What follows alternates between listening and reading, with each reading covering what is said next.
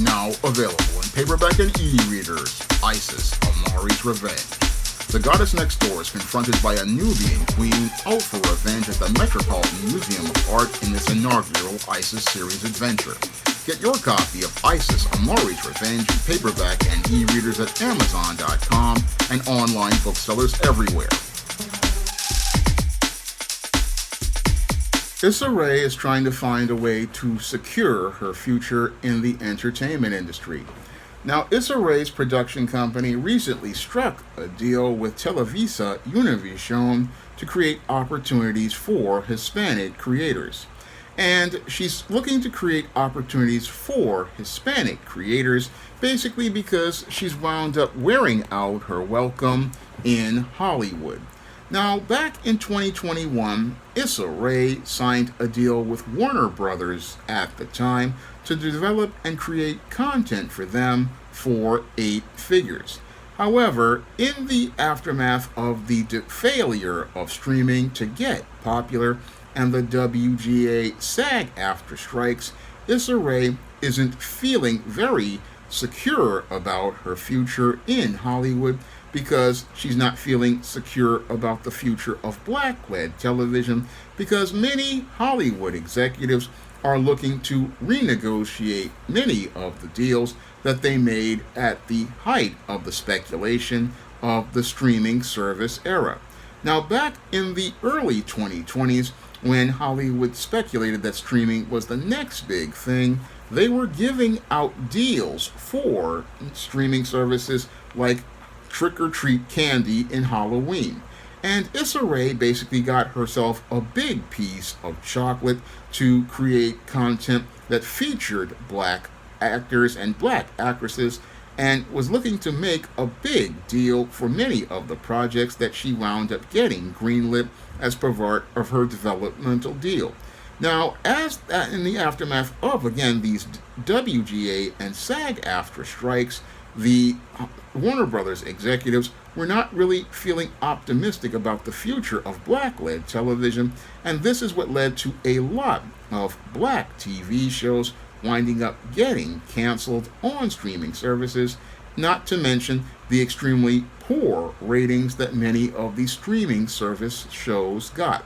Now, when it came to the streaming services, studios were expecting to get shows that would do as well as network television. However, the numbers were far lower, with top performing shows outside of The Mandalorian performing in the maybe 2 to 3 million viewer range, whereas on broadcast network TV, a TV show could still get anywhere these days from 10 to 15 million viewers, and a cable show could get anywhere from 2 to 3 million viewers. And those numbers, along with the high budgets that many of these shows had, led to many of the studio executives looking to try to find ways out of the bad deals that they made with people like Issa Rae. And that's what led to Issa Rae becoming extremely insecure about her future as related to producing black content for Hollywood. Because with the studios, they were basically making it where a lot of the executives were getting fired, and the people who were in charge were basically looking to find ways to mitigate their losses on these projects, such as Issa Rae's Rap Shit show, which wound up being one of the casualties of the WGA and SAG-AFTRA strike aftermath, as studios looked to purge much of the producers, writers, and directors that they had working on these cable shows, not cable shows, but streaming shows that were not going to be able to even have enough of an audience to watch them.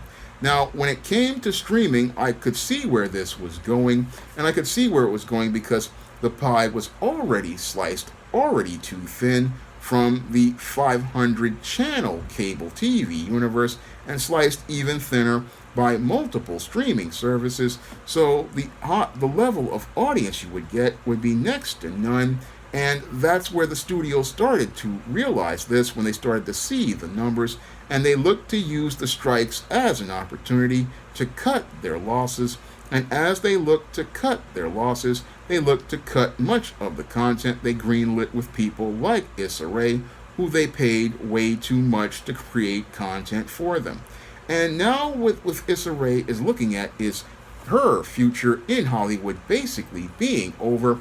Yes, she did sign a deal in 2021 for 8 figures, but that 2021 deal isn't making money for the studios.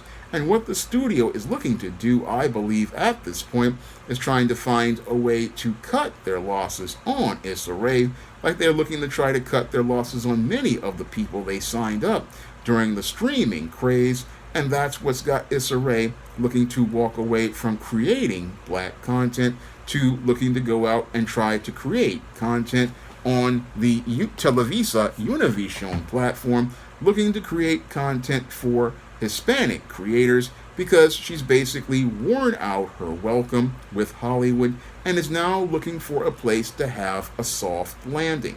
That's what's happening here with Issa Rae, where she was so passionate about looking to create content for black creators at one point, but now that the whole thing with these Hollywood executives, they're looking to try to cut their losses. She's looking to try to find a way out of Hollywood because she knows that her time is just about up there.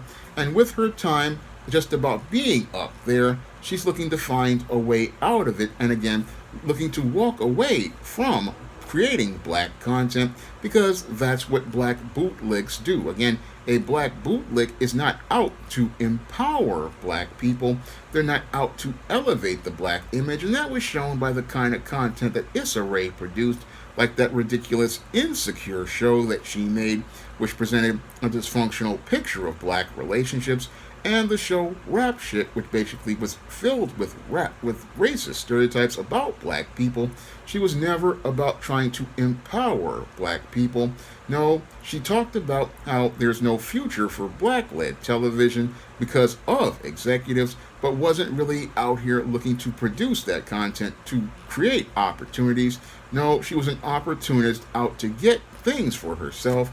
And now that she sees that there's no more place for her in Hollywood, what she's looking to do is find an exit door, and find the exit door so that she can continue making money for herself, abandoning the black community for the Hispanic community, looking to try to find Hispanic content creators to give them opportunities, but no longer fighting for black people, because she's all about getting opportunities for her production company where she thinks she will be able to profit, and thinks she will be able to profit at the expense of those Hispanic content creators by having them on her production company. But then she's just basically abandoned the black community and black audiences because Hollywood no longer has a need or use for her. And what's happening here is basically what happens to black bootlegs, and it basically proves Professor Black Truth's point about bootleg being a job without a retirement plan, because we clearly see Issa Rae making this deal, showing us that the bootleg doesn't have a retirement plan in Hollywood. Hollywood really doesn't have a use for a black bootleg like an Issa Rae. So basically now what she's hoping to do is find a place to escape now that she knows that Warner Brothers Discovery no longer is going to be buying any more of her content, and basically isn't going to be buying any more content because they've basically, at this point, they have no more use for her at this point. Because usually when it comes to bootlegs, when they finish using the bootleg, what happens is they usually look to find a way to break the tool so that it can't be weaponized. And with Issa Rae, she's one of those tools that basically they have no more use for. Now she's going over to the Spanish language platform to again get herself a job with the Hispanics in that area. But I don't think that she'll have that deal with the TelvisaUnivision much longer, because when it comes to Hispanic platforms, they have about as little use for a black person than that Hollywood does overall. And usually when they have a person who is black, they just basically are using them to basically create opportunities for other Hispanics, and after they get finished using the bootlick, eventually they wind up breaking the bootlick or tossing them to the side. And again, Issa Rae making deals because she's insecure about her future in Hollywood, not seeing that all of the deals that she has made are raw deals because she really doesn't understand the business of the entertainment industry and doesn't understand the business overall, because like I talked about in a previous video, she thought there were going to be lots of opportunities based on oral promises, when in Hollywood nothing is about the oral, it's always about the written. And if you don't have a written contract with specific details, you don't have a deal overall. And that's what the main thing that made Issa Rae insecure about her future, especially after the WGA and SAG-AFTRA strikes basically upended everything, because studios were basically canceling everything that was especially about black content, because when it comes to Hollywood, Hollywood's job is the media arm of white supremacy. Their job is to elevate white people, white men and white women, and when it comes to black people, they make things that are based on tokenism. Basically, they have people there passively to say that they're diverse and inclusive, but aggressively they're there to push black stereotypes. And when it comes to people like Issa Rae, they thought that they think that their futures are secure. She thought that she was going to be secure for years, but she's really in a place where she's extremely insecure, thinking that she can go over to the Hispanic community to maintain her security, but she's going to be in for a rude awakening, because the media arm of white supremacy is global, and they have no interest in maintaining any sort of black person or telling any sort of black story outside of those that push the narratives of white supremacy. And that's what's got Issa Rae extremely insecure. She's thinking she can go from one place to another, but there's no place for her to go with the media arm of white supremacy, because when they finish with a bootlick, when they finish dealing with a bootlick, they basically have no use for a bootlick, and Issa Rae is a bootlick. They have no more reason to deal with anymore. I mean, they've gotten all they want out of her. And once they get all out of a person they have no more use for, this is where they look to break the bootlick, and Issa Rae is on her way to almost being broken. She thinks she can go out here and stave things off by looking to give Hispanic creators opportunities, now that she can no longer get black opportunities for herself as a black woman. She's now thinking she can go out here and get opportunities for other people, but other people aren't looking her way and will eventually look to cut her out of the deal, the same way Warner Brothers Discovery is looking to cut her out of a possible deal. She says she has this deal, but again, in the entertainment industry, as I wrote in my screenplay all about Maryland, yes, they write these contracts all the time, giving you these long deals, but they look to find technicalities to be able to mitigate their losses on these deals. And that's what's happened with her deal with Warner Brothers from 2021. They're looking to try to find a way out of that deal, and she's trying to find a way to another deal. But the only thing she's going to get at the end of the day is the bootlick's reward of a raw deal. And that raw deal will be one where she's got nothing to show for anything at all, because she didn't look to empower black people. No, she wasn't looking to empower black people, and as an individual, she just got picked off by the system of white supremacy, which basically at this point has no use for her, and she's still trying to scramble to find a place for herself in the system of white supremacy, but there's no place for a former bootlick like an Issa Rae, and that's what's got Issa Rae feeling extremely insecure about her future in Hollywood. Now, if you want to learn more about the struggles of black actresses in Hollywood, you can pick up my screenplay book all about Maryland, which is on Amazon.com right now in paperback, and is also available on Kindle format. And if you want to check out my scripts for a television series all about Nikki the Fabulous first season, all 13 episodes are written and available on Amazon.com in in paperback and Kindle format, and they're also available on other online booksellers like Draft to Digital, Google Play, Barnes & Noble, and big box retailers like Walmart and Target. And if you want to check out the books of the SJS Direct universe, such as the Issa series, the Esteem series, the John Haynes series, the books of the Spinsterella trilogy, my Black sorority novel, The Thetas, and my Black vampire novel, Eternal Night, you can find all those books on Amazon.com, along with All About Marilyn. You can also find them at other online retailers like Draft to Digital, Google Play, Barnes & Noble, and big box retailers like Walmart and Target.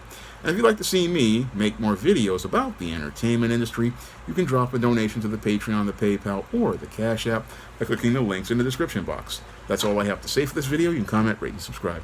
Now available in paperback and e-readers, Esteem, Horror in the Hamptons. The aspiring angel tries to escape a house of horrors in this action-packed, all-new Esteem series adventure. Get your copy of Esteem, Horror in the Hamptons in paperback and e-readers at online booksellers everywhere. Now available in paperback and e-readers, Isis, Dark Incubus. The goddess next door gets enthralled in a romantic entanglement with an evil incubus in this all-new Isis series adventure. Get your copy of Isis, Dark Incubus in paperback and e-readers today. Now available in paperback and e-readers, John Haynes, Illuminati. The man who rules the world takes on the head of the global elite in this all-new action-packed John Haynes series adventure.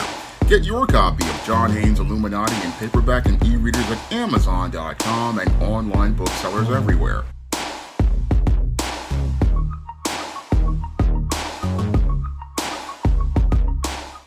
Support Black-owned and Black-operated digital broadcast media. www.niceradionetwork.com.